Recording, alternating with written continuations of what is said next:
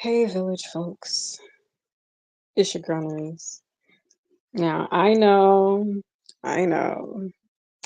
my time management was not great today, and neither was my communication. I'm sorry. Forgive me, guys. Um, I mean, it's not like anybody was sitting up here waiting for me to go live, right? I mean, maybe, who knows? Well, here I am. As you can see from the title, this is going to be a very chill live stream. I was going back and forth between whether I wanted to do this or not. Um, just because like I had a long day yesterday and I mean I was kind of like regaining my energy today, but I was getting stuff done at the same time. Like I had a lot of stuff to do on the computer. If my life were anything like the truth, I'm sure you already know. Um, I'm working on quite a few things. So, oh, speaking of, let me hold on. I just remembered something. You ever have a moment where you're like in the shower and you think of something that you have to do, and then you're like, oh, okay, let me write that down when I get out the shower, and then you get out the shower and forget. I just remembered what I needed to do. At least what I needed to write down for me to do. And I have like my notebooks. What about all my notes? Uh, it's such a, you know what? I mean, look, some people might get that reference because I pointed it out, but it's such a like, it's a underrated reference from like a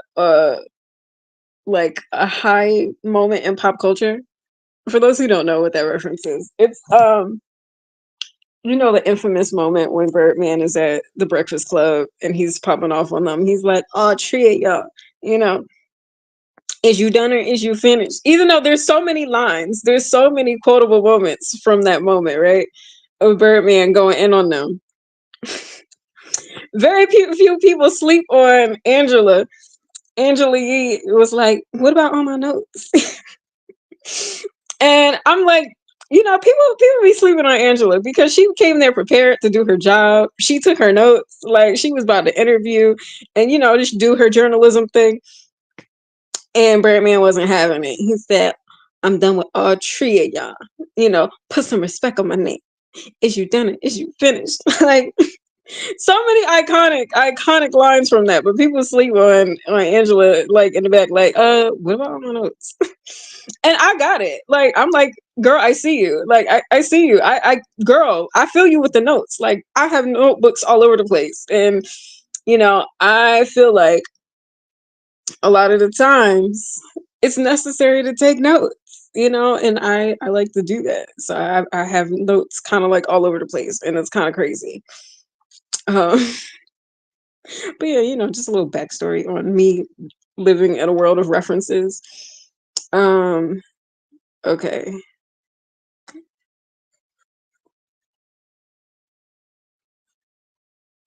Yeah, so that idea came to me, and then there was another idea that I thought about yesterday, and in terms of something that I wanted to do later on in the week. Okay, I already had that. Okay, I already did that. Yes, I love that. I love that for me. When I be on top of my shit, when I be ahead of myself in a good way. Um, but yeah, you know, just another day of fighting the witches and warlocks and, dismantling generational curses. Um, it I spent the day cleaning. I'm like, you know what, y'all love to pop in here at very particular moments. But anyway, um, yeah, so I was cleaning per usual. Um, I'm like, JT, you not the only Cinderella out here, girl. I'm like, I'm the town Cinderella too. Hey. Anyway, so yeah, I was cleaning, organizing, getting some stuff together and whatnot. And yeah, it took a lot of time and energy. And I realized that I'm like getting back into like um just trying to like work out, I guess. Not even like I know I've done more intense workouts before, and I've just been like taking like a steady ease back into it. Like I can't wait until I get to a space and time where I can like really consistently focus on my routines. Cause it's not that I don't want to. I mean, of course, there's like other things like trying to like sway and move me energetically. But a lot of times because of that, I'll intentionally not try to keep a routine because I feel like when you keep a routine, you could be predictable and all those things. They say don't be too predictable, don't let them know your next move. But I feel like that's annoying when you're trying to like maintain routines for your health, like getting up at a certain time, meditating, praying and stretching and stuff like that. And and I try to like study with the greats are doing, or what people who are successful in their fields, or people who are, millionaire, billionaire, schmillionaires. And a lot of them have like morning routines and they're really strict with their schedules. And I mean, granted, they can afford to hire like an assistant to help them with that. An assistant that probably has their best interests at heart, you hope. You know, um, in my situation, it's different. Um, but I do miss like stretching and getting back into like my routines and stuff like that. I really miss running, actually. Um, and mind you, I don't like running. I don't like to run. But I don't know, for whatever reason, because I did cross country, I feel like when it comes to, okay, I need to get in shape, then I just like jump into doing doing running. And there's like a park not far from me, and I used to like run the park, and I feel like I can't move like that. Like how I want to. You know what I mean? Um but I do miss that though. Even though I can't stand it. Like it's not like I enjoy running. Um, I really, but it's something to keep me grounded and like consistent. Well, not consistent, but like just something that's like rooted in me. Because you know what? I didn't enjoy cross country. Like I didn't like long distance running, but I did really enjoy track and field, and I really liked sprinting and like quick runs and stuff like that. I was really good at that at one point. But yeah, so um yeah, I miss running in a way. Um or at least just being out in nature. You know what I mean? But I have kind of been out in nature recently, but not like to enjoy nature, but to like clean and do all this housework and stuff like that. Just because my house is a lot, to say the least. Um, it's a lot. Thank you. So are you. But you know, yeah, that's kind of what I've been up to lately. And I know it says Music Monday, and I was like, you know what? I mean, I did have a whole thing like planned, but I've been working on a bunch of other stuff. Like, there's so many things that I'm like trying to like juggle and manage at the same time. Like trying to get my health back in, together in terms of like, well, at least I mean, I had been stretching. I've been stretching, and like I'll do like, I don't know, what do you call it, like shadow boxing or something like that. I mean, it's not super intense. I'm not like out here like Adonis Creed or anything. I mean, maybe I like to think maybe at some point, but it's really because like I do enjoy. Well, I don't watch boxing, which is really funny. I don't watch boxing, but I love boxing movies. I don't know what that's about. Um, I'm a really big like Rocky fan, but particularly Creed, because Creed is what got me into liking Rocky. Um, and part of me, when I remember when I was younger, I wanted to get into boxing. And I told my dad, I was like, hey, I want to take boxing classes. And he kind of like made fun of me for it. He was like, why? So you could get beat up essentially, because like he basically made fun of the fact that I was like skinny and petite. And I'm like, okay, well, maybe if I took up boxing, then I might, gain some muscles. But yeah, so that never happened when I was a kid. But I mean, because I'm in a generation of technology and YouTube, you can simply look up like some simple combinations and just work on it. I mean, it's not like, I plan on making a career out of it or anything like that. And it's not like I have a trainer to correct my form and technique. But, I like to, throw some jabs every once in a while. Gets my arms and everything moving, you know. But yeah. So I kind of was getting back into that. But if my life were anything like the Truman Show, you already know. But yeah, I've been like working out and like cleaning stuff and all these things, and then I'm like working on music too, which I'm really excited about. It's kind of snowballing into me working on more songs than I thought. Like I didn't know how this process was gonna go, honestly. And I kind of went into it with no expectations aside from the fact that I wanted to just like try to sample some beats, or try to sample and make beats. And because like I hadn't really sampled before and I wanted to challenge myself, and my samples have been coming out pretty good, if I say so myself. Um and what's interesting is that because I'm me and I like so many different types of things, for me, my music all just kind of like blends together for me. Like I know songs have different vibes and especially with the topics and stuff like that, but I feel like because I'm not limited when it comes to the type of music that I like, it for me it's just like, oh, this is a good song, you know, or I like this song, I like this vibe.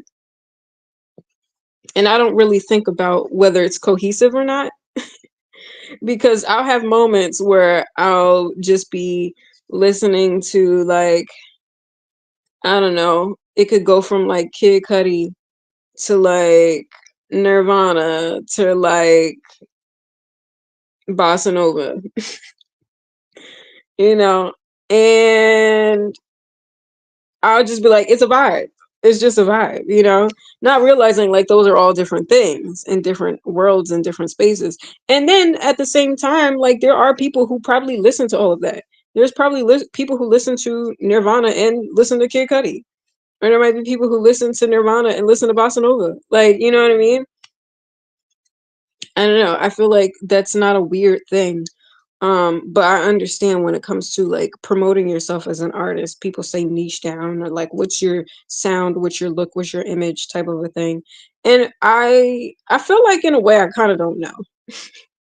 Like I just know like if I had a budget, I would really like to do really fancy avant-garde looks. But I feel like even with that, there's different styles that you can dabble into. And there's different styles that I like. Like you could do like a whole futuristic type of a thing, like an Afrofuturism kind of a vibe, or like a bohemian kind of a vibe, or like a business casual kind of a vibe, or like really fancy, like if you're into gowns. And I like all of that. Like I like all of it as long as it looks good. And I don't realize that those are different worlds. Like people who are wearing blazers aren't necessarily the same people who are wearing like the really flowy, earthy kind of a look. You know what I mean? Like, and not, I mean, and of course, there are probably people who are, but I'm saying, like, in terms of like a business marketing thing, like when businesses put out products and brands and they're like, who is our customer? Who's our target market? You know, usually the person buying the blazer is like a business casual, probably works corporate, or maybe a business owner or something like that. You know what I mean? Versus the girl that's wearing the flowy dress, she probably is like a florist, or maybe um I don't know, like a musician or something like that. Like, you know what I mean? Like there's different demographics for different styles. And for whatever reason, I just kind of like blend into all of those worlds. And and I feel like that happens with me musically. And so to me, I'll have a song where I'm like rapping and I'll be talking my shit. And then I'll have another song where I'm talking about like inspirational messages, fight for your dreams type shit. And to me, it's just all a part of the same world. It's all a part of my world, really. But I'm learning or realizing that that might not always, like, that might not be the same demographic. Like the same person listening for the inspirational song might not be the same person listening for the raps, like that's talking your shit, basically. Or the people that's listening for the raps might not be the same people listening for the inspirational shit. You know what I mean? And you know, unless I'm on like some Jeezy type shit, where it's like, you know, motivating niggas in the hood to, you know, stop selling the bricks or sell the bricks until you can get out the hood type shit. Even though I'm not selling bricks, y'all. I don't do that. But you know what I mean? Like if y'all listen to Jeezy, you know what I mean. But yeah, I'm realizing like the whole niche thing. I don't know what that is. I mean, I do, but I don't know what that is for me. Like, I don't know what my aesthetic sound look is. I like so many different things, and I just do what I like. You know, if I like it, I just do it. I'm gonna do it, do it, do it. Oh yeah, yeah, yeah. Jamiroquai, by the way, off of Emergency on Planet Earth. I think that's their debut album, which is like one of the best albums. I need to listen to their other projects because that's the one project that I go, can you get out my plate? That's the one project that I go back to. Dang, all in my junk. As if you wasn't just snacking on your own food. I have a fur baby named Angie. That's my baby. But she be all up in my plate. Like the fuck? All in my shit. But yeah, anyway. Yeah, so I don't know. I'm trying to like figure that out. Like what is my vibe? What's my sound? What's the aesthetics? But at the same time, like I don't want to limit myself as an artist. You know what I mean? Like because I can do different things. And I like different things. I don't want to just limit myself to like, oh, I just rap or oh, I just sing or you know, I just do like R&B music. Like, you know, I like all of that shit. I like rock music. I like this. I like that. And I'm the type of person that wants to try all that shit. You know what I mean? Um, but you know, I'll be, you know, just trying to figure this shit out. Um, and like I realized my last few live streams, I have been working on new stuff, old stuff, new stuff. And one song is like more like inspirational, me trying to like speak to and heal my inner child. And then the song before then is like me just like boasting, talking about my shit as like a spiritual warrior and just like saying, fuck these motherfuckers, these bitches, my sons type shit. And they are. Um, respectfully, my children. Um, but you know, I realized like, okay, that's it's different worlds. But because I am the space nerd that I am, I mean, when traveling among space, you happen to travel into different worlds. And that's what you get with me. You know, that's what happens in my world. We travel to different worlds. And yeah, I'm just enjoying the process. So like as you can see, I'm not working on music today. I've been working on some stuff in my personal life, just trying to, you know, get certain things together. and like trying to, yeah, just organize my life and just try to figure out what I'm doing with my existence here on Earth. Um, yeah, there's that. And what else did I want to say? Yeah, I wasn't gonna be on here for too long. I just wanted to like show my face. Kind of like if somebody's having a cookout, you just stop by just to show your face for like 2 seconds and then you kind of dip off a little bit. That's what I'm doing with this live stream today. I just wanted to stop by so I was at least being consistent and so anybody who like cared to see me, I'm here. Um, yeah. But I will say like one of my main reasons for um doing these live streams, showing off the new music or old music rather. Some of it is old ideas really. A lot of it's like old ideas and old beats. And some of it is new. Like there's some of it that's new. Like okay, like I made a new song, but the sample ideas is old as fuck. And even like bringing down the house, which was like the house beat that I was working on. That was an old idea. Like that was something that was on my heart to do for like 2 years now. And I had heard that song in my head. I've been singing along to it, like coming up with the melodies and knowing what I wanted the production to sound like. And I was just like, okay, fuck it. I'm just gonna make it. And I did. Um and and then also right now I've just kind of been dabbling into like some of these old beats. And yeah, I'm just like I'm just working on some old ass shit. And just trying to like get that shit into something that's concrete and tangible. And then I don't know, I'll figure out what I'm gonna do with it. But what was my point in referencing that? Okay, why I was doing the live streams.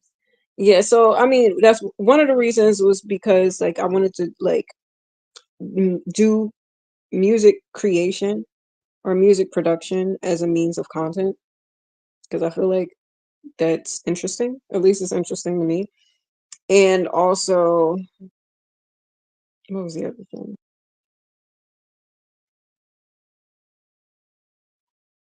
Testing out the old ideas, but it was something else that I wanted to say specifically. I mean, yeah, just working on like some of the old stuff and then, making that into content and then showing you guys like the behind the scenes process of me making the beats. And I didn't really have any like expectations on how this would transpire. I was just like, fuck it, we're just gonna make this into content. But it ended up turning out better than I planned it to be. Or at least the songs for me sonically. Um, and okay, I remember the point that I was getting to. And then also because like I've been wanting to make new songs to perform to. Um, yeah, because I'm really funny. I don't know. I don't know what my existence is. I mean, because like, okay, I wanted to make new songs to perform to, right? I was tired of the songs on Divine. Not tired of the songs because I do like the songs. I just was tired of the topics of it all. You know what? You know what's funny? You know what's really funny? I was watching a little bit of Joe Budden podcast because you know what? Those motherfuckers is funny. I mean, it is what it is. There is some funny people. And and they were reviewing music and talking about Tyrese's project and how Tyrese just put out I think he put out his project and it's about his ex-wife and I think he's got a new lady at this point. Sweet lady, when you meet my sweet darling, for a lifetime, I'll be there. Oh, hi Tyrese. But they was like They was like, and he still sing about that girl.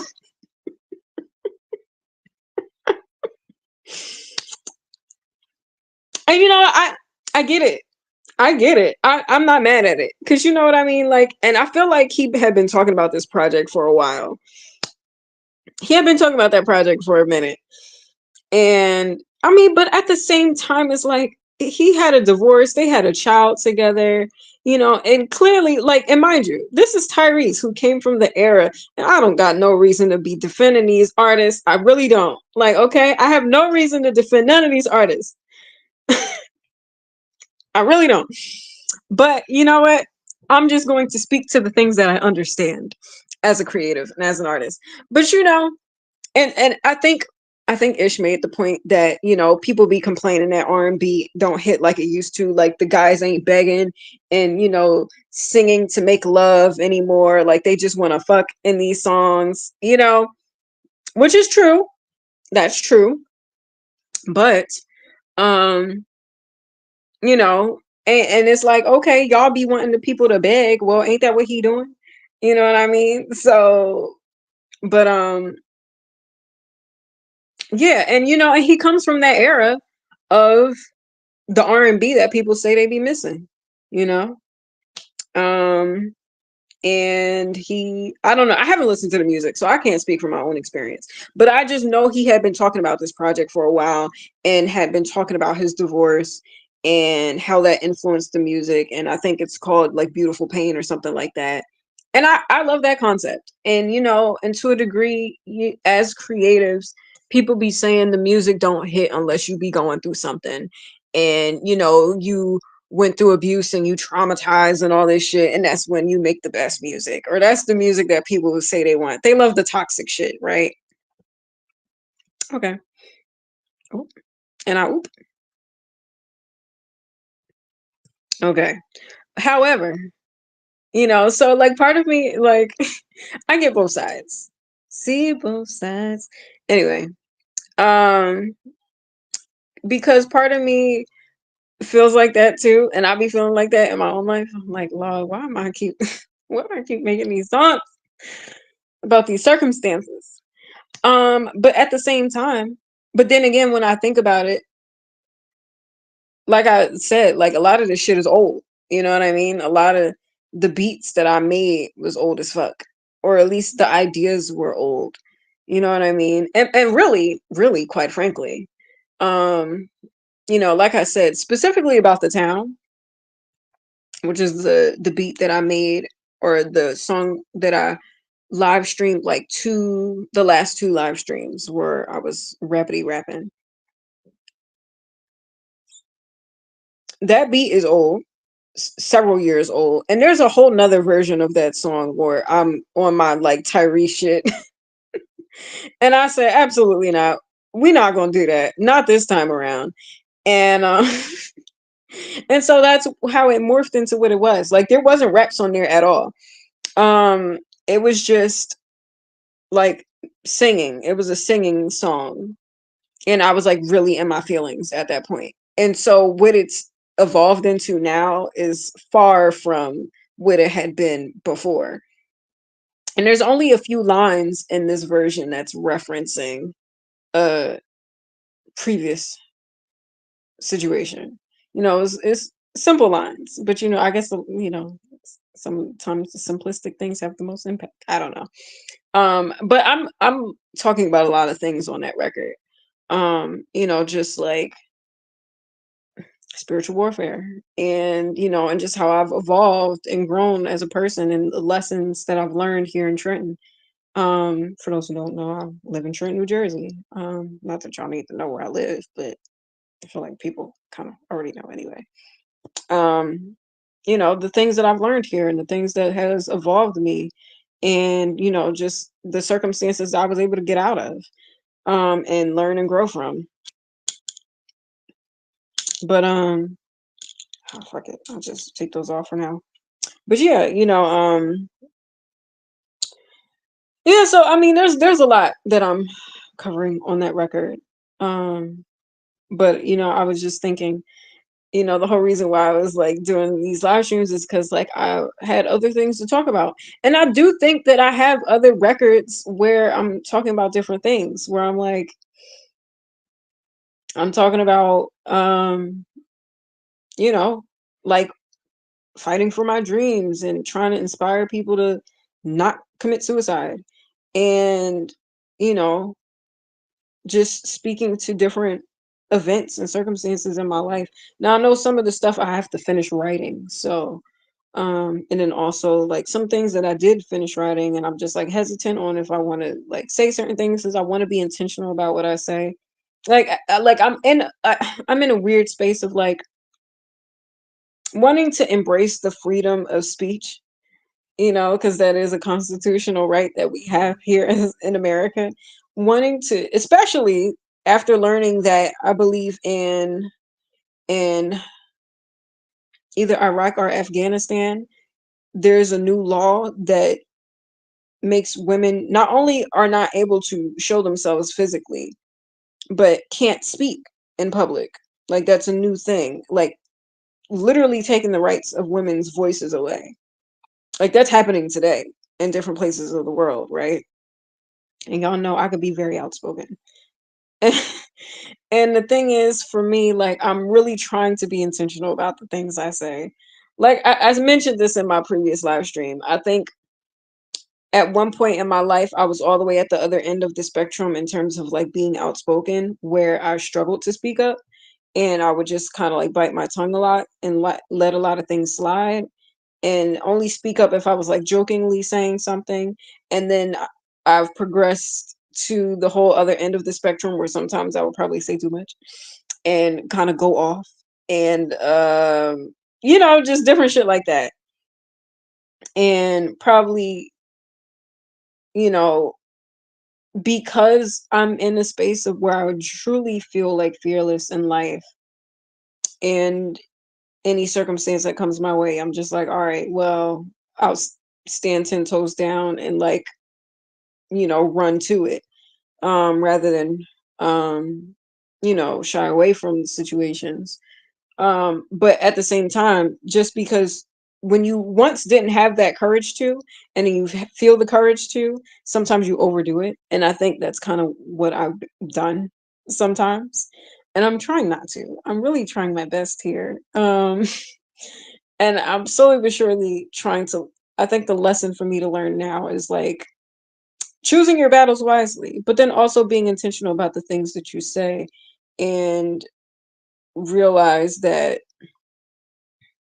even if you write, even if you write and you're passionate about what you have to say, sometimes it's not necessary to say it right then and there. Maybe there's a particular way to say it. I will say that's when, well, not the, there's several things that I respect about Beyonce, but one of the things that I respect about her is that she do not be responding to shit. She, or at least, well, not really. She respond to shit, but she does it in a way where she's getting a bag. And I respect that. I respect that so much. And I'm trying to do that. Well, I'm building a platform right now. So it's not like I have the luxury of being mysterious and waiting until I drop an album to say, of course sometimes shit go down when there's $1 billion on the elevator. Like, she took her time to get that line off. You know what I mean? Despite what the tabloids was saying and this and that, like she was already Beyonce at that point. I'm still working on that myself. You know what I mean? And I'm still building a platform. So, and not only that, but in this day and age where content is king, they say to be consistent. And I'm doing my best to do that. So, even though this isn't a musical live stream, I did want to show up to be consistent. I mean, and plus it's a new moon. I can't not do a live stream. And yeah, and I figured I'd at least talk music and show up with you guys, show up for you guys. And plus like I have other plans for the week. So I have something special planned for you guys. One of these later live streams. So yeah, I mean I figured I'll like chill today. And cuz I like for me to like set all this stuff up, I gotta like plug the stuff in. I gotta move my desk. Gotta, do the hair and makeup and all that stuff. And I had really been like focused on a lot of like computer paperwork stuff today. And so like I wasn't really thinking about like, well, I mean, it wasn't like my intention is to live stream, but I was just like, I'll do it later. And I'm like, ain't nobody checking for me. But that's not true. Even the haters be checking. They be waiting. They be like, 7 o'clock on the dot. Where she at? Like, um, and I'm like, y'all can wait, respectfully. Um, but anyway, that's beside the point. I was still deviating from the main point that I wanted to make. Okay, I went on a tangent about the whole music thing, and yeah, I mean, look, I I'm trying to talk about different things in my music. I don't know why certain situations represent themselves, but actually that's not true. I do know why, because like other people be referencing shit, you know what I mean? Other people say things and and insinuate things, and so I feel like I'm in a constant space of having to like speak my truth or speak my perspective or like clarify things, which is I guess what I'm doing now. um and I really would like to be the type of person that could just be silent in the midst of all of the shenanigans and just like let all the storms just go by. But I'm like, at the same time, it's certain things that like needs to be addressed and certain things that need to be said, when it comes to your name, or certain like if rumors are said about you or whatever the case may be, and it affects your livelihood and it affects like how you can move in the world, like, yeah, certain shit needs to be addressed. But I wish I could be like one of these people that could just not say shit and just like go about their life and not have to worry about anything. Like, no, I don't have that luxury. Like, you know what I mean? Like, I feel like, no, I have to say my shit, because like for so long other people have had that power to say whatever the fuck they could say, and I just don't even fucking know about it. And now I'm like, I feel like I gotta play catch up to like a lot of the things, but whatever. But anyway, and plus, like, to be very specific, okay, maybe not super specific, but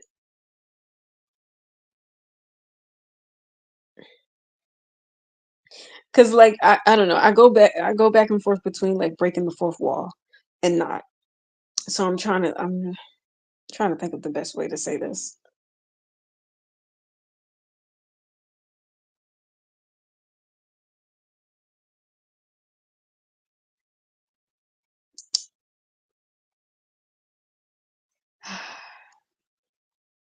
I'm trying to use an example. I'm like, what's an example I can use that's not gonna cause too much smoke? Okay.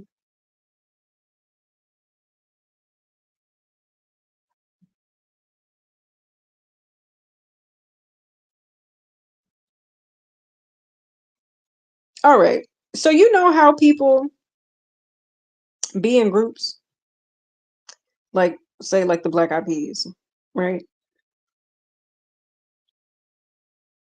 And to a degree, Fergie and will.i.am have notable careers as standalone artists, right? But there's still like respect amongst each other as creators.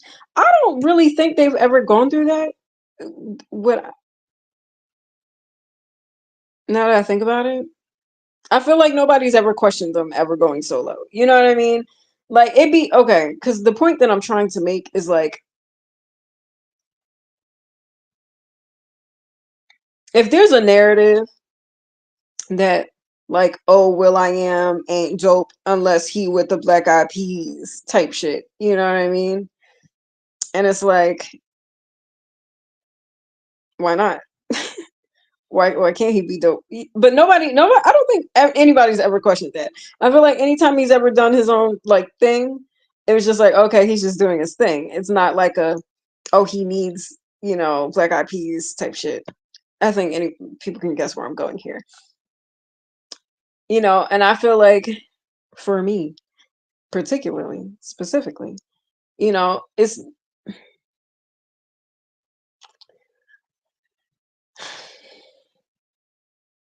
being in this like in between dimension is like so like exhausting trying to communicate because like I really don't be wanting to sit up here talking in code like y'all. I really just want to say shit plain as day and just like keep it a buck. You know what I mean? And but at the same time, like I don't want it to like I don't want to rub off like or say the wrong thing or have people think something that it's not. You know what I mean? Like and basically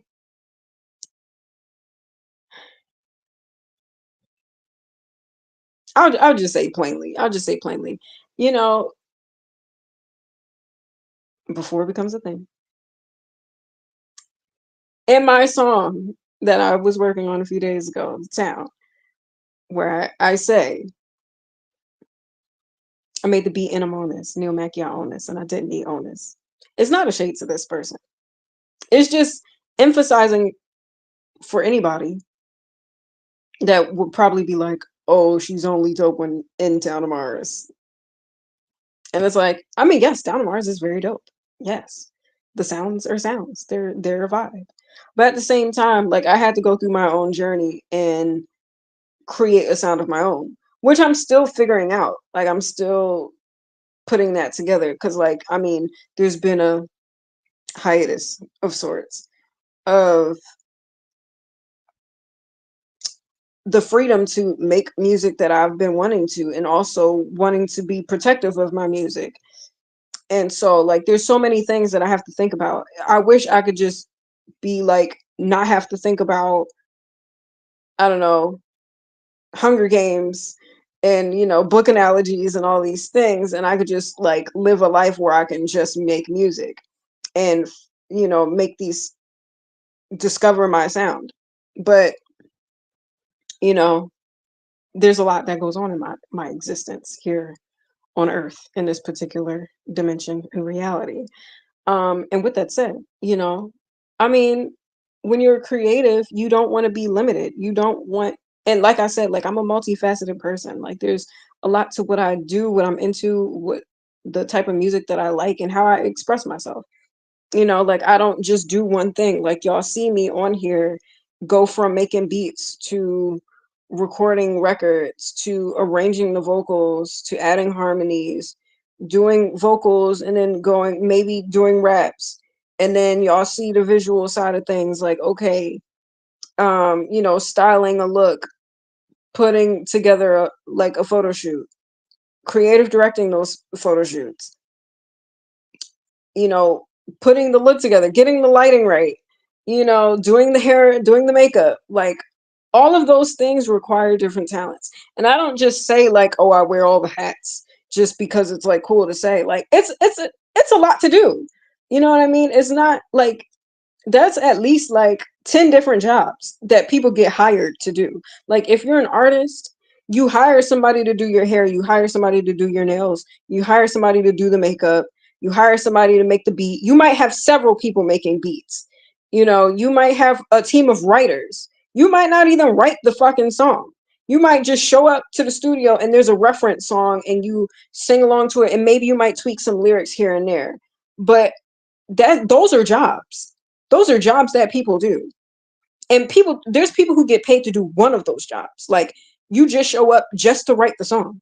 There's people who show up just to make the beat. There's people who show up just to engineer the shit. You know what I mean? There's people who show up to style a look for a photo shoot. And that's all they do. They just style. There's people who are just a photographer. Then there's people who edit. There's people who just do the lighting. You know what I mean? Like those are individual jobs. And I'm doing all of that respectfully. And much respect to the people who do those jobs. And they should be getting paid for those jobs and they should get paid fairly for those jobs. Those are real jobs. People don't, some people like shit on the arts sometimes and it's like they don't take it as seriously, but like what is the world without art? You know what I mean? It's fucking whack and corny, you know? And like all of those are reputable jobs. They're honorable jobs and means of work.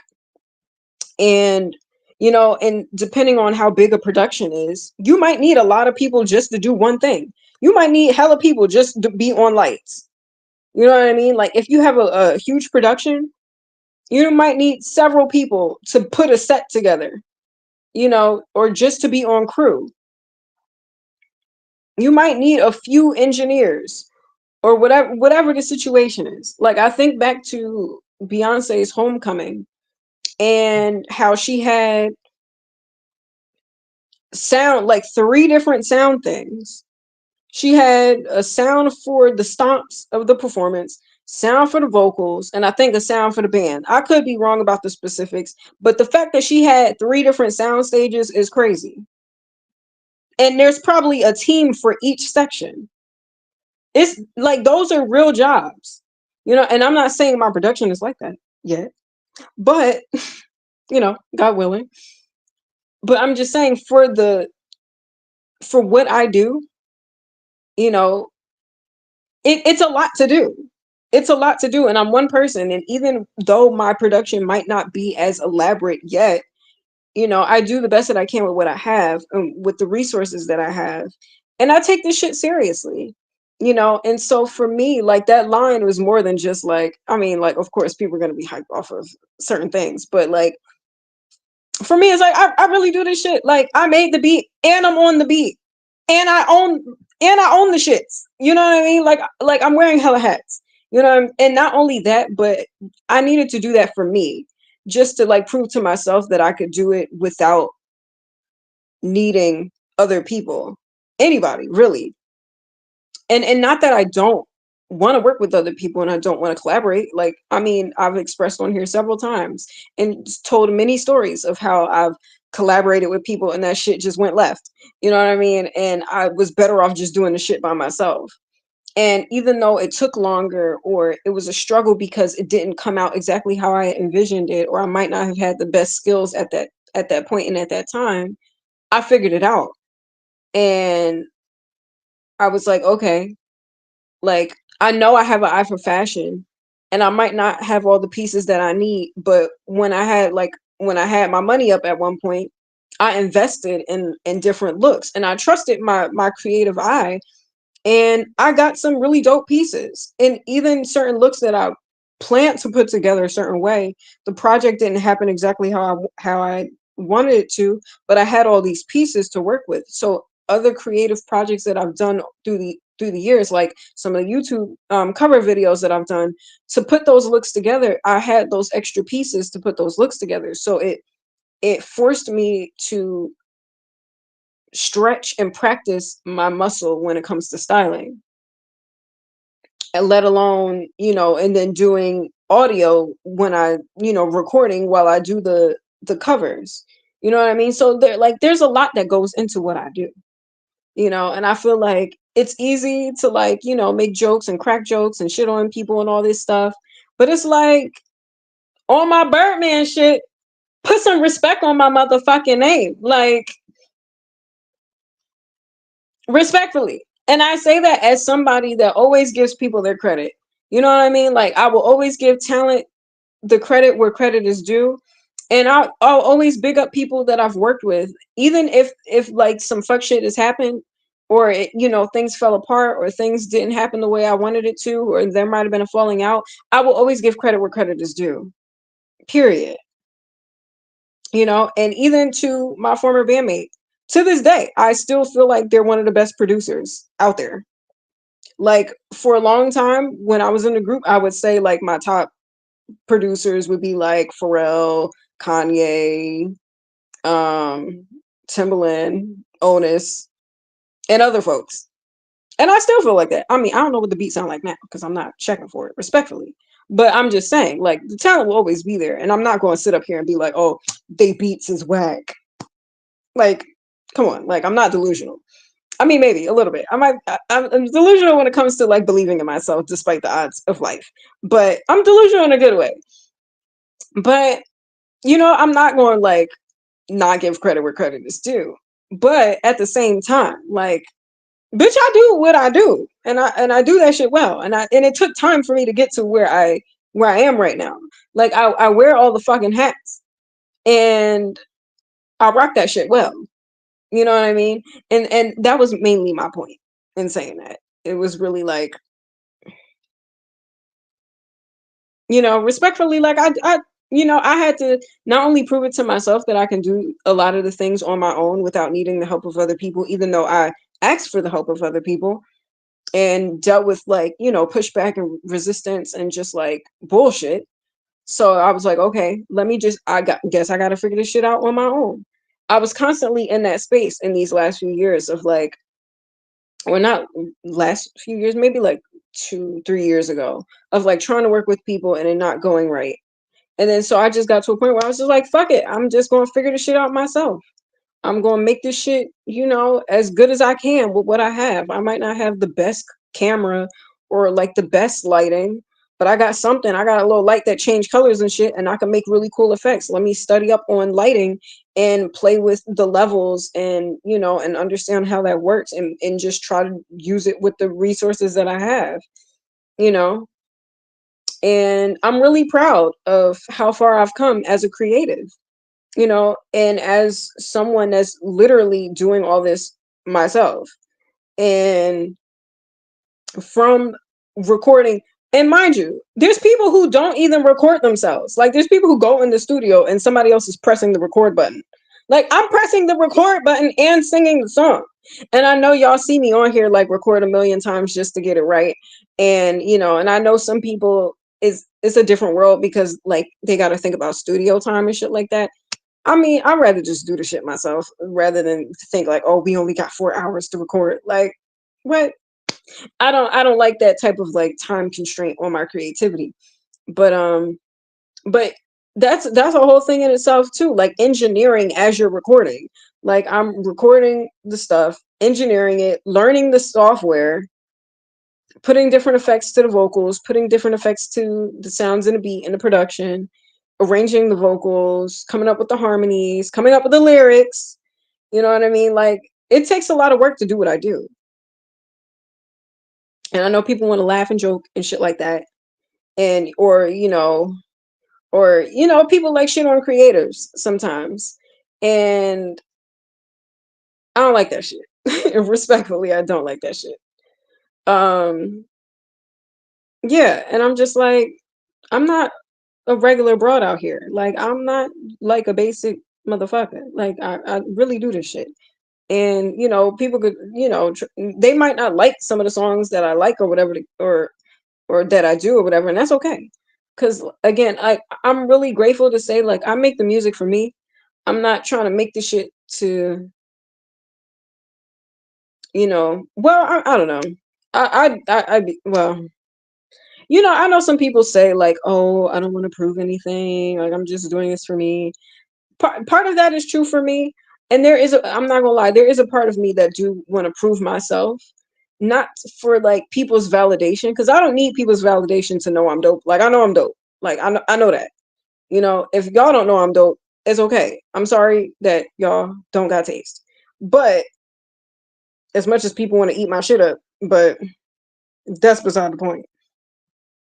But I'm saying this to say like there is a part of me that feels like I have to prove myself just because like in the beginning of your career you have to pay your dues. You know what I mean? Like to get anywhere you have to prove like you're good at what you do, that you're talented, that you're willing to put the work in, and that you really care to do this. Like the greats, who are the greats, wouldn't be the greats had they not paid their dues and proved themselves. You know what I mean?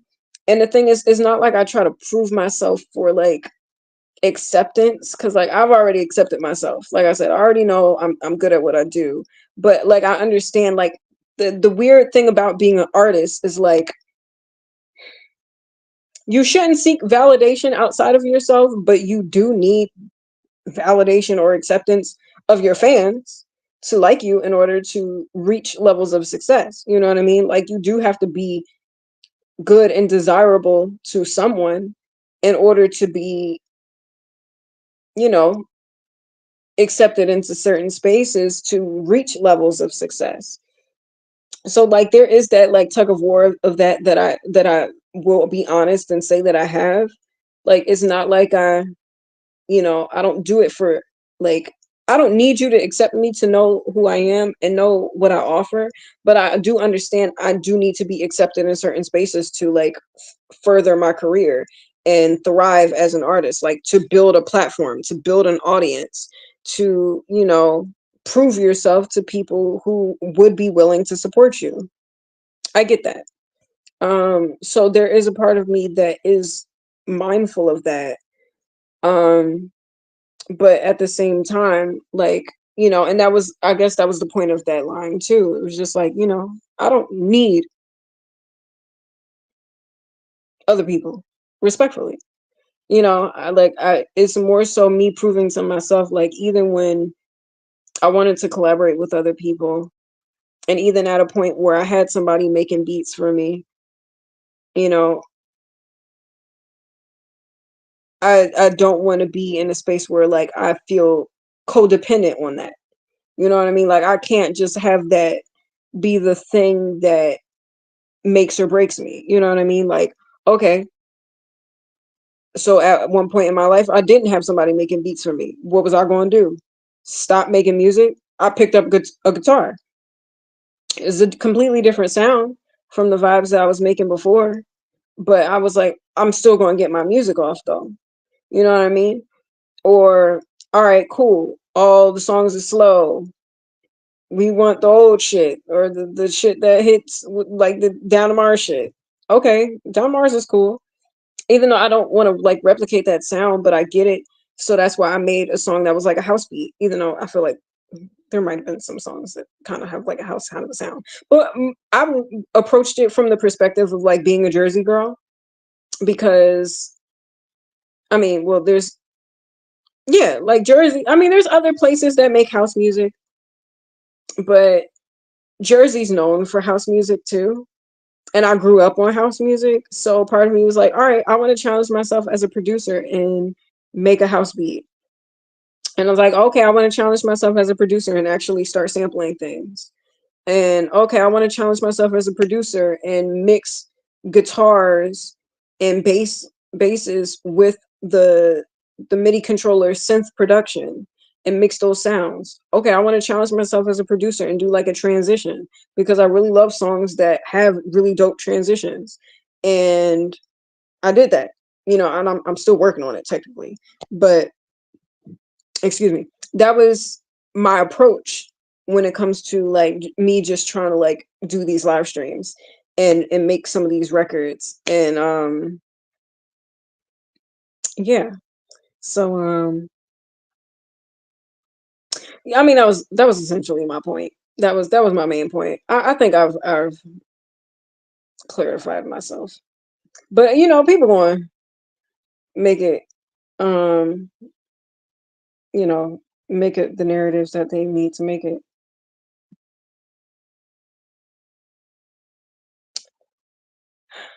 Anyway, um yeah, that's essentially what I wanted to say. And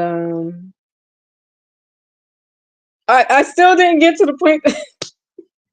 I still didn't get to the point that I wanted to say. The main point that I really was trying to get at, in referencing the live stream and stuff like that, was like performing. That's what I wanted to talk about. I kind of went on a tangent and talked about other things because I felt like I knew it was going to be a thing, and that's why I mentioned grateful for what Down had. Now I strut to the beat on my own drum pad, respectfully, you know. But beside that, I also really wanted new songs to perform. And I'm really excited about that. I'm not sure how that's going to come together just yet. I mean, I'm still like working on stuff, and I'm excited about a lot of the new things that I've been working on and stuff that you guys been seeing me do on live stream. Um and I like my songs, but it's interesting to see how it'll translate live, just because I mean, in the last few performances that I had been doing like paid gigs, I like mixed in live music with the covers and stuff like that.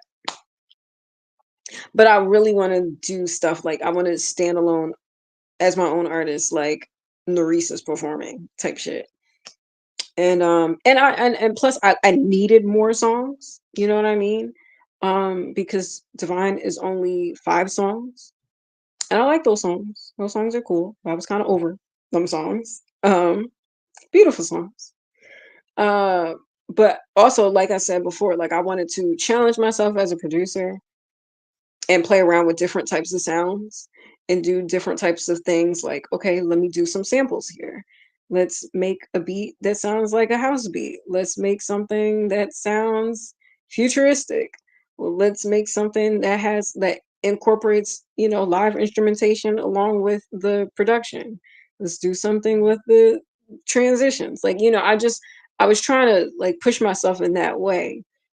And then also like I wanted to talk about different things, like I've mentioned before, and I've said this several times on the live streams too. Like I wanted to have different types of songs to perform, like stuff that can be inspirational, stuff talking about getting up out the mud, talking your shit, um, feel good songs, and then also some upbeat songs too. I know like I was a little over my guitar songs too. I'm not gonna lie. Like I'm here for the guitar songs.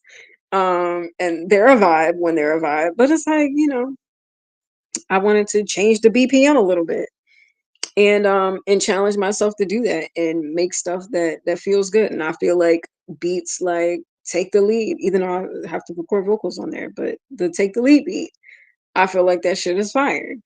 And it's upbeat and it's a feel good record.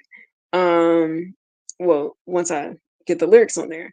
And then also like, I mean, I'm still like figuring out what I'm gonna do with the like on the hiatus record, the hiatus sample. Cause I know like, okay, the thing is what I initially wrote on there, I wasn't like, see, the thing is, in normal circumstances, artists probably wouldn't live stream their process. So there's like some of y'all favorite rappers that are famous and paid and songs on the radio. They'll write something to a song and then maybe somebody like if they're collaborating with with another artist, they'll say like, "Okay, can you redo your verse?" And then they'll redo their verse. And there's sometimes where artists are working on their own projects and they'll write something and then maybe they'll do multiple takes and they'll play around with their voice and do different inflections and then they'll chop up different pieces of those different takes and put it together. Like there's so many different intricate ways that people make beats, which I've been learning watching people's interviews and seeing like behind the scenes stuff. And like even with Nicki Minaj, she said that when she did the monster verse, the infamous monster verse that we all love, Kanye asked her to redo it. And so she did it. I don't know if it was like the third time or something like that. Um, he asked her to redo the verse. She redid the verse. And then she did multiple takes of the verse and played around with different inflections because you know how she could be really animated with her approach. And how he chopped it up, he used a lot of different, or at least I think how she explained it is that he used different takes and added all the like crazy animated stuff and put it all together.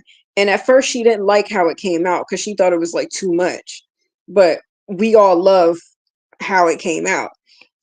But if you were to just watch her in real time make those verses, you would probably be like, okay, this is weird, or this didn't hit right, or whatever the case may be. Like sometimes songs take a while to build and put together. And if people are doing multiple takes and each take has a different vibe, and then you're blending all of that together, like that's a whole process in itself. And most people don't see that process. Most people just hear the song after it comes out. And with me, I'm live streaming this. You guys see the process in real time. So, you might see a version of the song that just happens to be this particular version of the song, but then I might add more vocals to it, or then I might switch a verse around, or I might rewrite a verse. And with some songs, I'll write something and then I'll test it out, see how it is, but maybe I didn't like live with the lyrics long enough to let it flow. And so sometimes I'll have to do like bar by bar. And then there's records like The Town where I've had those bars for a while. I've been familiar with how I wanted to do it. And through the years I might have like switched up some of the lines and switched up some of the bars, but I was able to pretty much record the whole thing in one take or so. Like I might have messed up a few takes or whatever. And then I did multiples of those takes. And I probably could have did it in a way where I could chop up, the best bar from this take, mixing it with the but I personally don't like engineering like that. I'd rather just do it all in one, unless I'm like doing it line by line. Usually if I'm doing it line by line, it's because the lyrics are new to me and I haven't lived with the lyrics long enough. So I'll just do it piece by piece and then I'll live with the demo for a while and I'll keep listening to it and listening to it. And then I might reapproach the bars again, or maybe I'll change the bars or I'll change my inflection on how I'll do certain things. Like it's a process, and I feel like people who are artists and creatives should give more grace to other creatives while watching the process because most people don't see the process. Even when your favorite artists put together documentaries and show you guys the like, oh, we're making the album type of a thing, you're only seeing clips of the studio session. That might have been like a 5-hour session of them working on one song. And you're seeing like a 30-second clip of that session. I'm live streaming all the sessions. You know what I mean? And it's really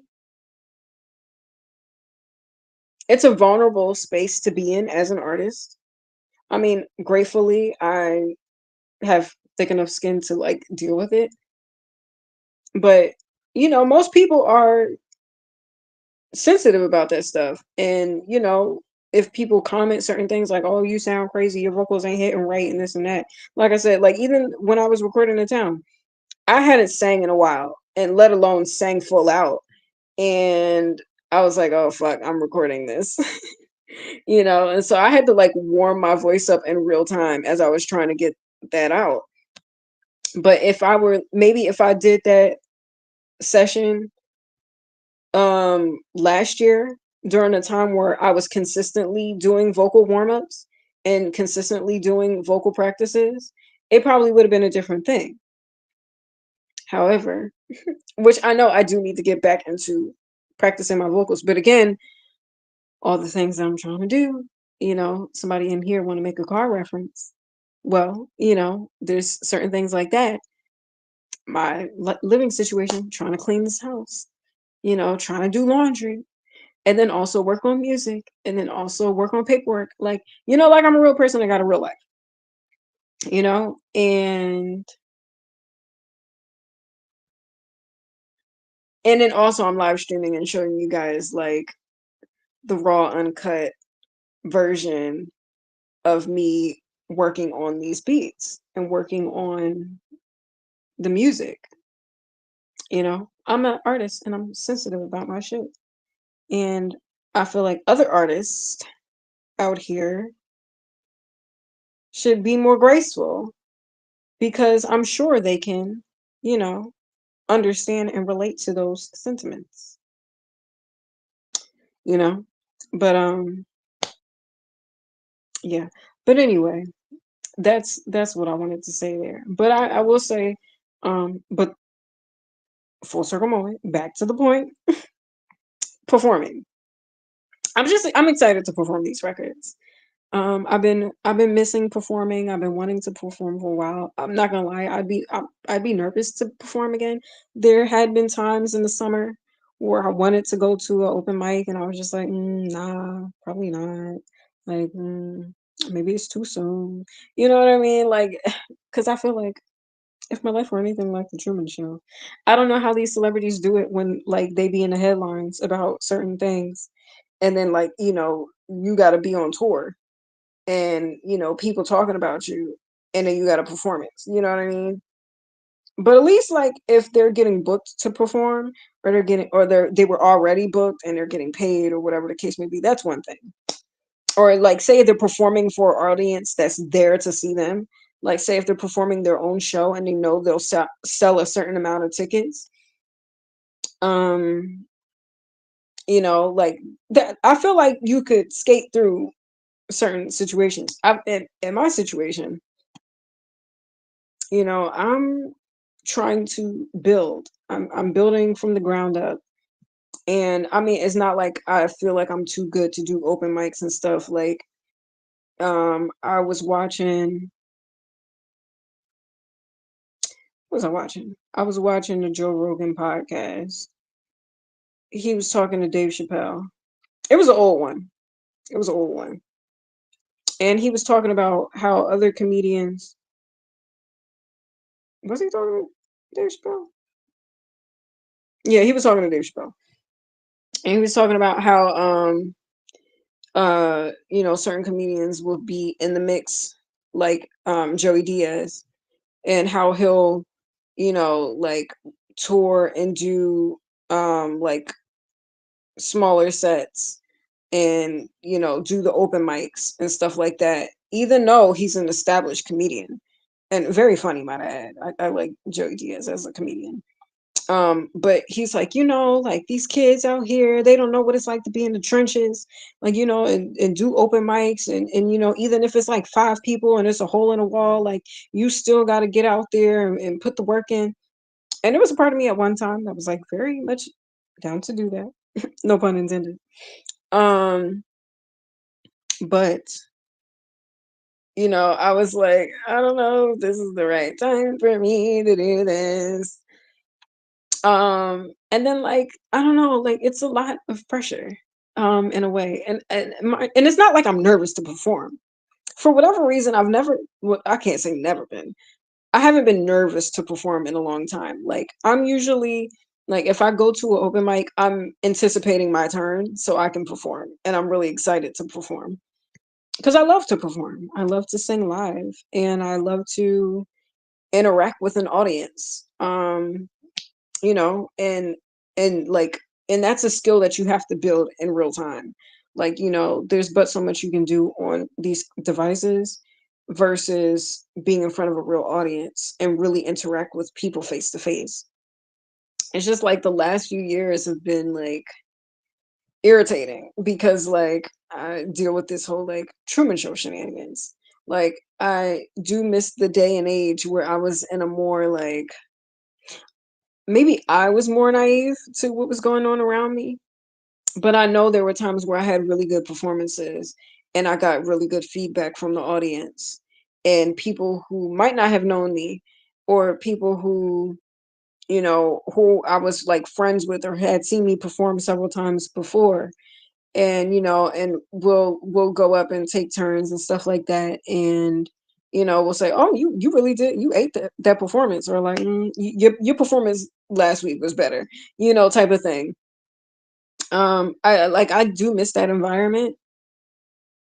um and I feel like now is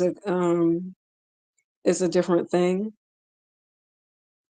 And I guess another podcast I was watching is Bill Maher, when he had Ray Romano on, and Ray was saying how he misses the days when he can just go to like any old like comedy club and perform and have to win the audience, and audience don't know him at all, but you're just an up and coming comedian, and just trying to win the audience, and gain the you know um what's the word, the appeal, essentially. And I mean, now, like, if he were to go up to a comedy club, sometimes I feel like when like people will react without even really it being genuine, if they know you. You know what I mean? Like I feel like some people who are big names, when they perform, if they just step outside, people just laugh at anything. Just because it's them. And, I mean, and then sometimes there'll be moments where people's like, "Oh, that set wasn't as funny as it used to be," or whatever the case may be. But then sometimes, like, you have certain audience members that are like, so like, "Oh my God, I love this person. They're so good," that they just love anything that they do, and they don't even like genuinely react to whether it's a good show or not. Or some people like say if they don't like a person and they're like, "Oh, we don't." Oh, they said gonna be whack. It's gonna be corny, and they're just sitting. They're only in the audience looking for the fuck up. You know what I mean? Only looking for the oh, they voice cracked right here. Oh, they messed up the lyric right here. Like in the audience looking to be a hater. That shit is corny to me. I hate that shit. But it's like, look, if you're not going to enjoy the set, get the fuck about the way. You know what I mean? But I get it. That's a whole nother thing too. It's one thing to like have to win an audience from a space of like from a neutral place, because it's like it's not like they dislike you or like you. They don't know you. But it's another thing when like say they like you, and maybe because they like you and say you have like a subpar set, they'll be disappointed if it doesn't hit the way they expected it to. Or say they don't like you for whatever reason. Like say if you're a black person performing in a place that and you just find out it happens to be racist, and then trying to win the audience from a place of a deficit is like an extra uphill battle, you know um I often think about stuff like that, like as a performer, as a creative, as an artist. And people are like, you know, it's a whole thing when you're an artist and you're creative, and trying to win the audience, which is a whole nother thing in itself. It's like kind of goes with that whole like validation thing, where it's like, say you're funny, or as if you're a comedian, or you're talented if you're an artist, but you still have to win the audience, you know, and that's a skill in itself. And but you know what? I'm up for the challenge. I'm up for the challenge, and I'm excited to um figure out what that looks like for me in this day and age, because it's very very different than what it used to be for me. And of course, like nowadays, I have to be more intentional and strategic about that. But I'm excited to perform though. I'm excited to um get in front of folks, and I'm excited to do what I do, and then also perform new songs. I wanted to be able to switch up my set and what my performance would be like. Um, and I will say, like, for a long time, I hadn't performed Down Amar songs as a solo act, just because, like, like I don't know,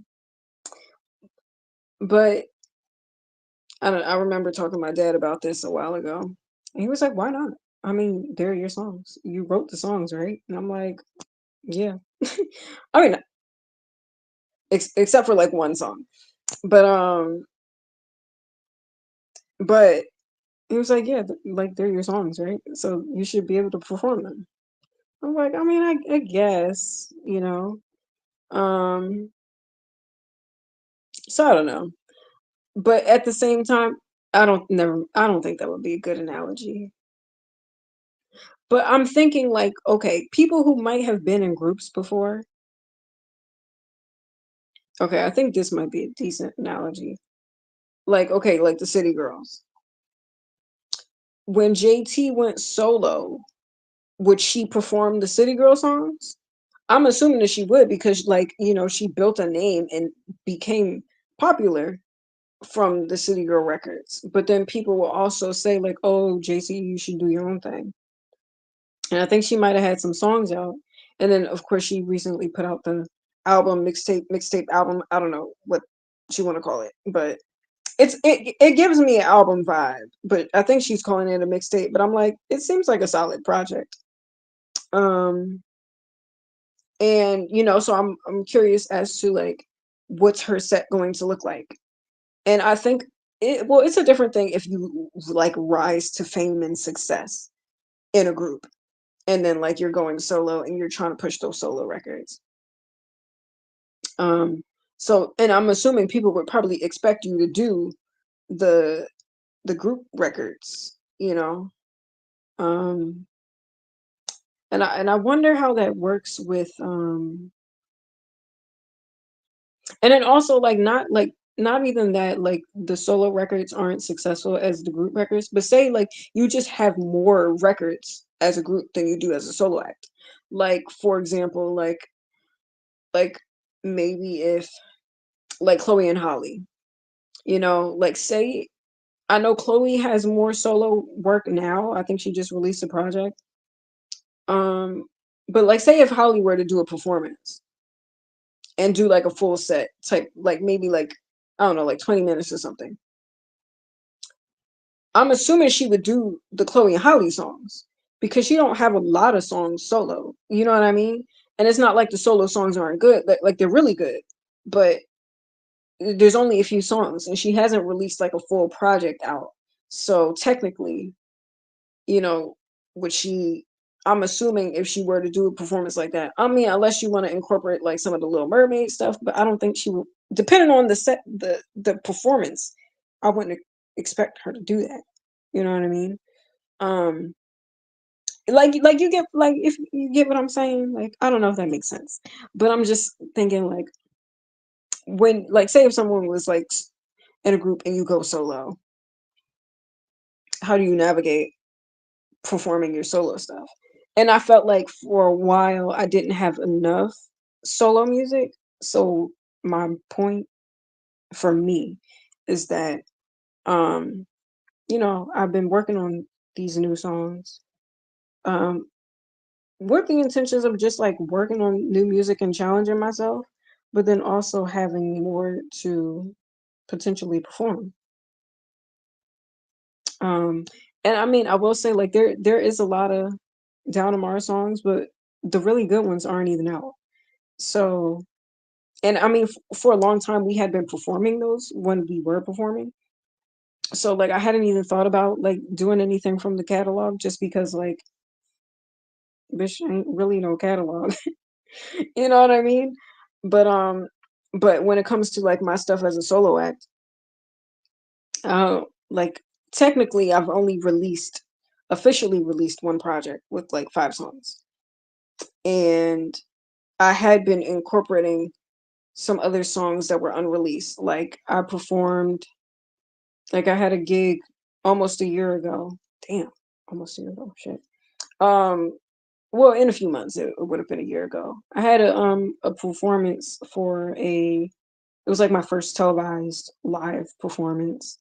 And I did one cover and 2 originals. And one original was Alumni off of Divine, and then I did Otherwise, which is technically unreleased. Um, I mean, I do eventually plan to release it, but I had been doing like some unreleased records, like and even like Misery. Like I had performed that. I think no, I don't think no, I don't think I performed Misery. No,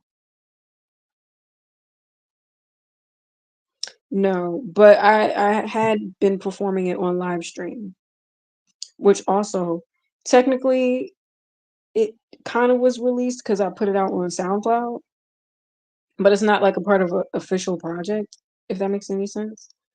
Um, but yeah, I don't know. I'm just trying to like, I feel like at this point, there's no point to what I'm saying. I'm just kind of like, you know, creating a conversation around like, what does one do when, you know, say your solo catalog might be limited and you might have been in a situation where you might have been like in a group or something like that. Like, I feel like the only person, or I mean, probably not the only person, but maybe people who were once in a group and then like went solo. and had extreme success to the point where they don't got to do their group records is like Justin Timberlake and Beyonce. And I'm sure there's other people too. I'm sure there's other people. But I'm pretty sure Justin Timberlake don't got to do the NSYNC records. You know what I mean? Like, but the NSYNC records are classic though. And with Beyonce, she might do some Destiny Child songs, maybe. But for the most part, her solo catalog is so extensive, she doesn't need to. But in the beginning stages, with the first debut album, I wonder like how did those performances go? You know what I mean? Like most of your catalog is with the group and maybe you just put out your first debut album and it's only like, and you're still trying to push those records. But and I guess for me, I'm kind of like oddly still in that space because technically I only have one released project, which is the EP. It's not like it's an album. I haven't released an album, which is so crazy. I've only ever put out EPs. But yeah, it's just very interesting. Um, you know, but I'm trying to think of like another example of someone who's I mean, I guess like I said, the only remedy to that is just like putting out music, which is why I've been doing these live streams. You know what I mean? Like this is why I've been working on beats and working on like new music and records and writing the songs and stuff like that. Because it's like, okay, I gotta put out my own stuff or more of my own stuff. And yeah, that's what I've been working on. And then also like I guess the main thing for me is like proving to myself that I can do it. That I can do it and it be good and versatile and not um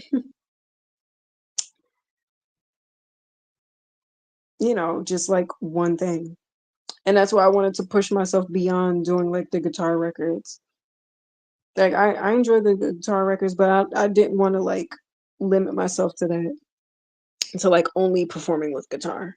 Like I like playing with guitar sometimes. But I don't want that to be my main thing. Like I think of like Amy Winehouse, how in the beginning, like when the Frank album came out, you would see her perform with guitar from time to time. Like if you think to like trying to think, maybe like Stronger Than Me, um, or maybe not that record. Maybe Take the Box, probably. Um, and yeah, some of those records, she would play guitar. And then there would be records where she has a band playing with her. But it wasn't until like her second album, Back to Black, she rarely played with guitar. You know what I mean? And kind of like Summer Walker too. I don't really follow her enough to know. So she could be playing with guitar and I don't even know it. But I remember like early on you would see her playing guitar a lot and then later on not so much. And I mean it's cool, you know. It's cool to have that versatility, but it's not always necessary, when you have the ability to like hire a band or hire a crew or whatever the case may be, you can mix up the sounds. And yeah, I just feel like I wanted to do that for myself. Like I didn't want to be like boggled down by the guitar. Like I love my guitar, I do. And it's really cool, but yeah, I want to be able to mix it up. You know what I mean?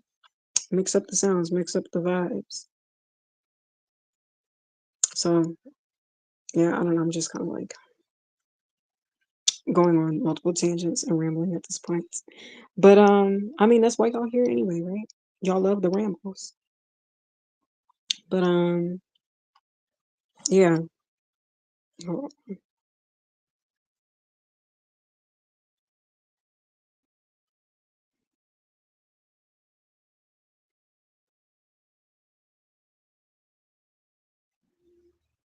okay.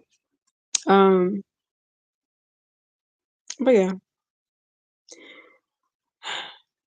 I just want to say shout out to the people with common sense that will be able to like comprehend what I my points and what I've been trying to say, you know. But I understand like, when you say things a certain way, people are gonna, try to take it out of context and make it more than what it is. So I just felt like, before, and mind you, I feel like I have to address music that's not even out yet. Like the shit's technically not even out. And again, like I said, like the whole recording process with songs, sometimes you'll record something and then not like it and then like rewrite it, or keep certain lyrics and then switch certain bars or whatever the case may be. And it just so happens that my circumstance, you know the best way for me to like, I don't know, or like I just chose to make content in a way where I show you guys my process in real time. And even if, like, say, if I make it and I don't like it and I might want to redo it, like, you know, people having to see that, you know? And I wish things were different. I mean, and sure enough, in due time, it will be that way, where, y'all won't know what the fuck I do until I put that shit out. And which is what it should be. That's what it should be. But right now that I'm in the building stage of my creativity, um, I just feel like this is a cool way to make content where I don't have to do TikTok dances. And I don't mind the TikTok dances. At one point I know I said I wasn't going to do them, and I was on my way to like at least try some, and then for whatever reason I just never got around to recording it. And with the whole like $1 million baby, I know the dance. I know the TikTok dance, but I'm just like, man, fuck it. I'm just not even gonna do this shit. But I'm like, but I will make content showing you guys how I'm like making beats and making music and stuff like that. And at least that's a form of content that's not the same as what everybody else is doing, unless you're in that space and of that world of people who produce and write songs and do vocal arranging and stuff like that, which is what I do. And yeah, but shout out to the folks that watch and understand and fucking get it and have the common sense to get it, you know? Because some people like to just be combative for no reason. Like people will hear what you say and only hear what they want to hear, or twist the words in their brain into something that's not what you said, just for the sake of like controversy. Um, but yeah, and I can understand when there's like certain people trying to like make it seem like, oh, you're only good if you're working with so and so, or you're only this and that. And I mean, that's essentially what that line was for. Long story short, even though I already did the long story, it was just not only proving to myself, but proving to people like, you know what? Yeah, okay. Yes, the music was dope when I was working in a group, but I can also make dope music by myself, respectfully, you know?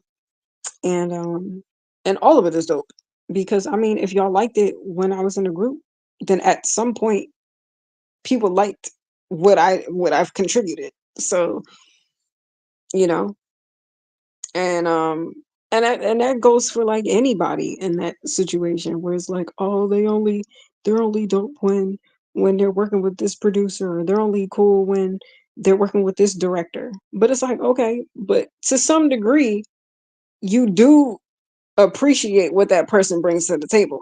And it's like, okay, yeah, you can say like these other people are dope, and they are, and they can be dope, and it's not taking anything away from other people.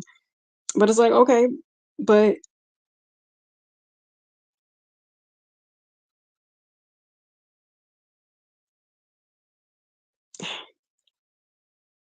I'm like, let me be mindful of how I say this. I'm getting better at this. I'm getting better. I'm getting better. I feel like. Okay.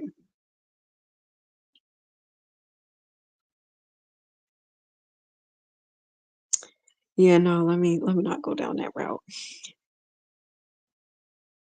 Essentially my point is that okay, you can say like someone is dope when they collaborate with other people, and that can be true. But my thing is don't discredit the person if they work with other people or don't work with certain people, because even when they were working with the people that you want them to work with, there was a part of the thing that they were doing that you enjoyed. You know what I mean? So it's like, okay, in a group setting, yeah, you can say like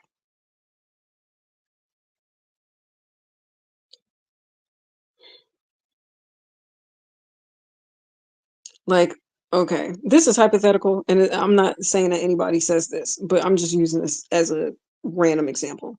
That's like saying like, oh, Mariah Carey songs only sounds good when she's working with Jermaine Dupri. But it's like, let's not ignore the fact that Mariah Carey is Mariah Carey. And it's like, okay, yeah, sure, her songs with Jermaine Dupri may have a completely different vibe compared to the songs that she might have did like in the 90s, but it was Mariah Carey writing to those songs. And the vocals were vocaling.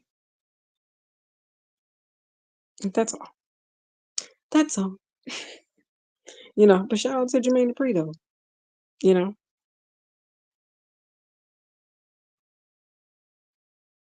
Yeah. Anyway, that was my point. Um, I didn't know if I was gonna go into this tangent or not, but fuck it. Here we are. I said what I said. And and I hope people could like understand what I'm trying to say. Like, and I'm really not trying to offend nobody. I really don't be trying to offend nobody. Like more times than not, like I really just be trying to like give people their credit. Like I was watching one of these live streams back, and I'm like, look at me, just giving people flowers. I might as well start a flower shop because the way that I be giving people their flowers, and as much as they be trying to, shade and dog me and all this stuff, and I'm like, child, y'all don't deserve me. Okay. I'm like, oh my goodness. The way I just be giving out love and giving people their credits, and because like I said, I will always give credit where credit is due.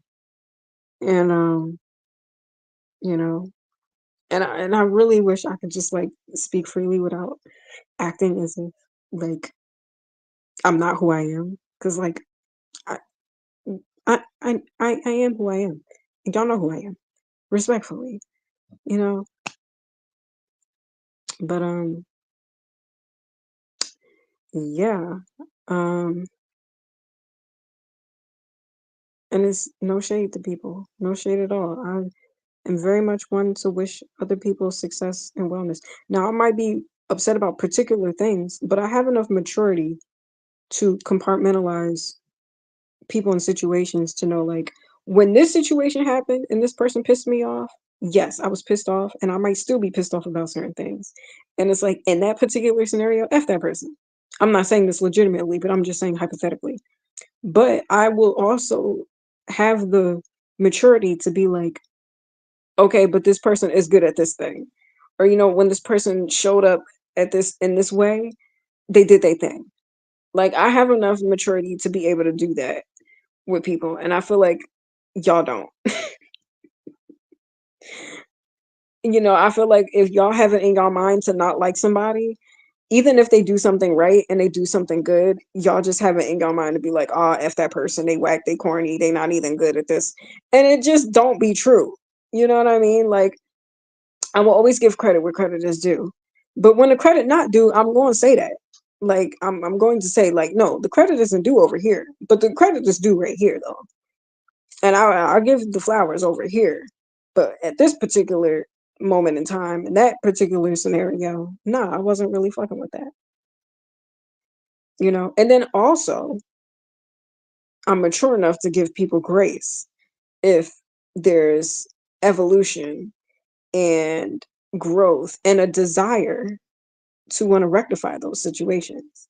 So like say if there's a situation that might have went left and I didn't really care for that person in that moment in time, but they show through actions that they're willing to do the work to evolve and make up for said scenario or said situation, then I feel like we should have enough grace to give each other to be like, all right, damn, they showing that they want to be here. They're showing that they're willing to put the work in. And they're showing that they actually have some type of remorse for this situation that went left. So I'm gonna give them some grace. And and I feel like people deserve second chances, in certain situations like that. Um but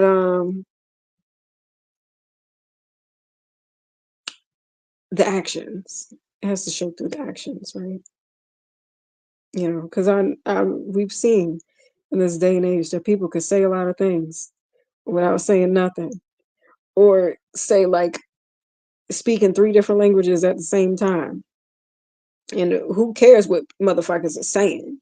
Like all of that fancy speaking Cole and Morris, Da Vinci Cole bullshit, all of that could be real cool. But what are you doing though? That's the shit that matters to me. And I feel like that's where I feel like I do my best to try to show up in that way. And I'm like, look, fuck what you talking about. I'm just going to show up and do the work. And I feel like I do that. I feel like I do that. And I might not get it right all the time, but like even in simple things with like, some of the gigs that I was booked at, say if it was a gig where I might have been a little late, it bothered me. And I made sure like I went out of my way to make sure I was early to gigs. And sometimes I would be late to the early. So say technically I was there like maybe like an hour early and I wanted to be there maybe like an hour and a half early. I'd be upset at myself because I wasn't as early as I know I could have been. But to other people, they were like, "Oh, damn, you here early." And I'm like, "Yeah, but I wanted to be here before early so I had time to, put shit together and, say if things came up, I'd have still had some wiggle room to like still be able to do what I need to do to make sure my equipment is right and, the decor and all those things are together and um and yeah, and just to make sure I'm showing up to the best of my ability because I know at one point time management was something that I struggled with. And I mean, like I know some of y'all with this live stream is like you still struggling with that right now. You know, I know that wasn't English, but basically, I know some of y'all is like being shady about how I show up to these live streams. And like I said, there are intentional moments where I'm not on time intentionally, just because can't let them see your moves all the time, despite motherfuckers constantly watching your moves. And I do want to be consistent when I'm in a better situation, circumstance. I will be more on point with time management and consistency on these live streams. And like I said, I still wanted to at least show up today, even though I wasn't working on music. I figured I'd talk music with y'all. Um, and still be consistent, still show up for my village, even and I know there's people who be hate watching, and I wanted to be consistent for them too. Like don't get it twisted. Oh, we still doing this live stream, okay? I was going to show up. So but yeah, you know,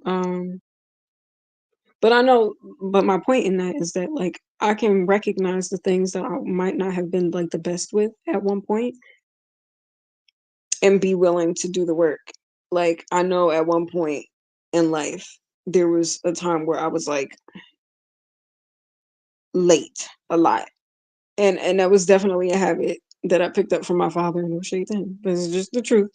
Because I think in my mind, subconsciously, I was like, oh, this man is late all the time. And he's never been fired. So I think if he could be late, and I know, and the thing is with my dad, like he might always be late, but he would show up and, make sure people were taken care of for the most part. And I had that approach with my jobs where I'm like, you know what, I might be late to work, but I'll make sure to be like outwork everybody, you know. That might not have always been the case, but I know when I'm here, I do work hard. So it's like kind of like that meme where it's like when you always late, but you the best employee. So what they gonna do? Type shit. That was me. But then I got to a point after then when I was like, okay, I want to be better than this. So I made it a point to go out of my way to be on time and be early, really be early. And so with my live performances that I would do, I would make sure I was early, and I would have all my equipment and everything set up so I can be able to set up everything, have the sound system be right. And yeah, and just make sure I was doing my part because I'm like, if y'all are paying me to be here, I want to show up and not only do my best, but be professional in that way. Because I take this seriously. Like I know some people just do this for the fun of it or do it for the money, but like I do it for the love of the art. So you know, it is what it is. But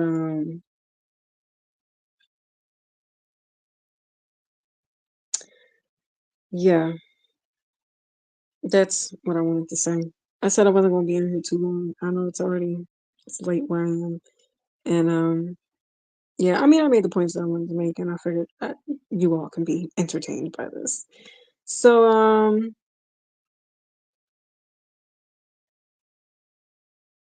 yeah.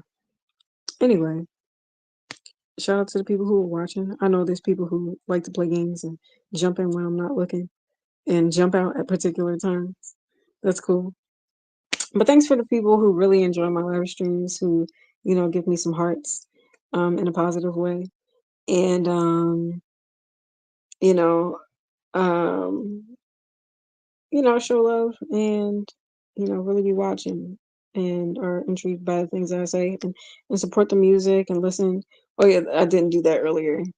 Um, you know, I just want to say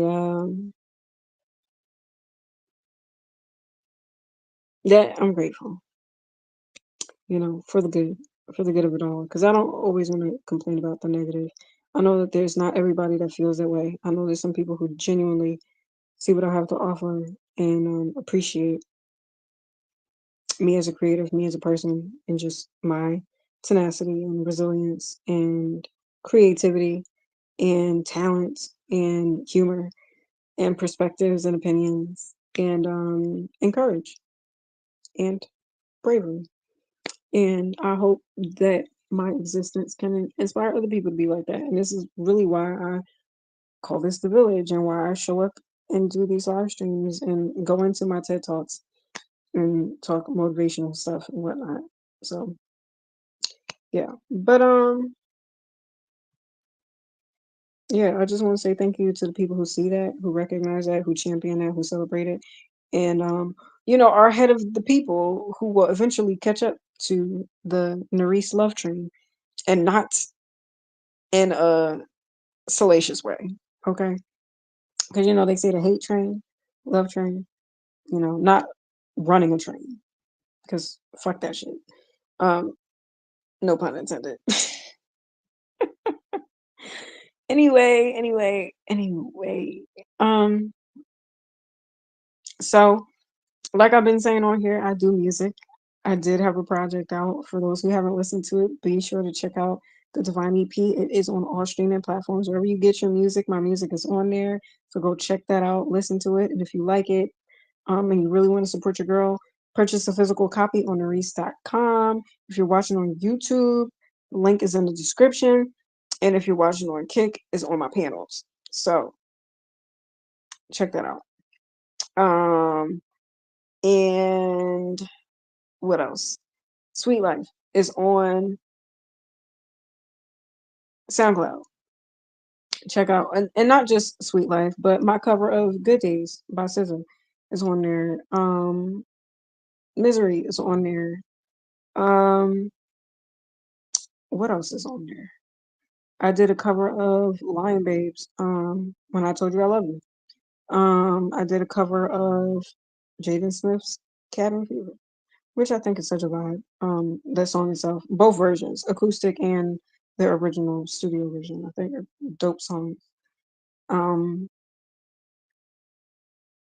did a cover of Don't by Bryson Tiller.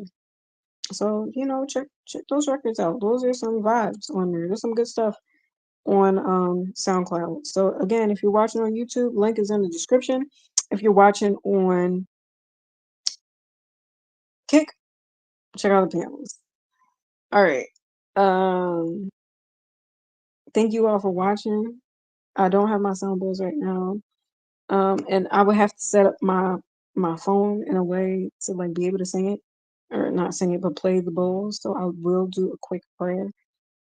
Um, and conclude this live stream. And then I will see you guys for Wave Wednesday. Um, I'm gonna keep the prayer simple because I did a lot of talking already. So we're just gonna do Psalm 23, and yeah, that's what we'll do. So, regardless of denomination, regardless of your beliefs, I say this prayer with the best of intentions, um, to manifest prosperity, good luck, protection, love, and abundance for us all. So, with that said, the Lord is my shepherd, and I shall not want. He makes me lie down in green pastures. He leads me beside the still waters, and he restores my soul.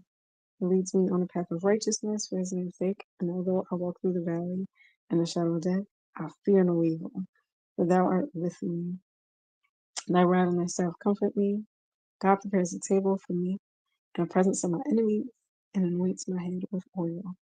My cup runneth over. Surely goodness and mercy shall follow me all the days of my life, and I dwell in the house of the Lord. So it is, so will be. Gratitude for what has already been. Amen. I mean, I should. All right, y'all. Have a great night. I hope y'all enjoyed the vibes. Um, much love to you, and I will see you guys on Wave Wednesday. And for those who aren't familiar, we do live streams every Monday, Wednesday, Friday. We do music Monday, Wave Wednesday, Fire Friday, unless we're doing photo shoots, where it might be a fashion Friday, a model Monday, and I don't know, Wilhelmina Wednesday. I don't know, maybe. But just throwing that out there. Yeah. Anyway, I'll catch you guys later. I usually am on here. I say 7 Eastern time, but like we'll say like 8, 9ish. Or I don't know, somewhere in between. I usually post on YouTube in a community tab and letting you guys know when I'm gonna be on. I know I didn't post today, my bad, y'all. I was doing a lot. But I'm gonna get once I kind of get things like settled in my life, then there'll be a consistent timing. All right. Much love to you guys. I will see you Wednesday. Have a good night.